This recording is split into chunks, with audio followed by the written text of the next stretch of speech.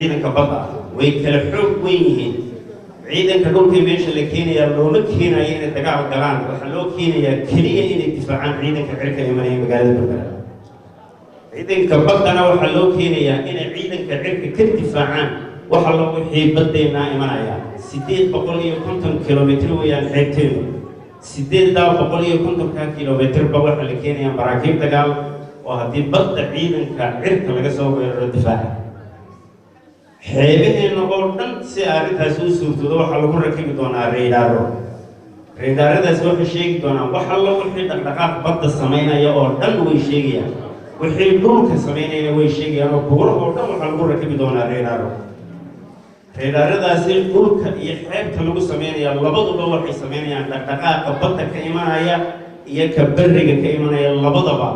way la soconayaan si ciidanka cirku awood u yeesho markaa inuu burburiyo kusoo weerarqaad diyaaradaha la keenayo xoogooda horta sida imaaraadkeeda la socotay meel waxay leeyihiin 368 diyaaradood bay 368 ka diyaaradood waa ciidanka cirka oo kaliya maaha Emirates diyaaradaha la yiraahdo maaha waa ciidanka cirka 4000 oo qof weeyaan ciidankooda staffkooda diyaaradahaas waxay ka kooban yihiin kuwa transporter kuwa traininga oo lagu train gareeyo qaadisooda iyo kuwa dagaal diyaaradaha la keenayo ee lagu dagaalgelaya Berbera waa laba nooc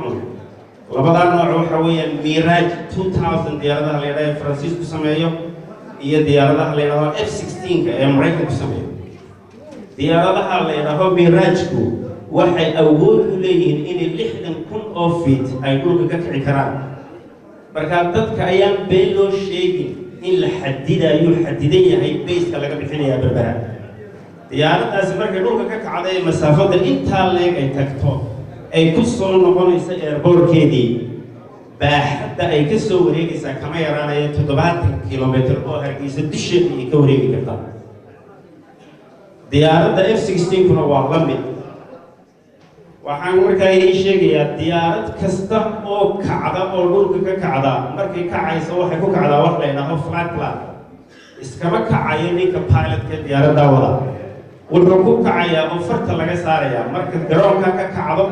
haddaad ku soo noqon kari weydo garoonka oo digi kari weydo meel hiblaaye deg baa leeyahay marka base-ka Berbera laga bixiyay kuma koobna Berbera ee Hargeysadan ay joogeen nafteeda cilmiyan ayaa ku jirta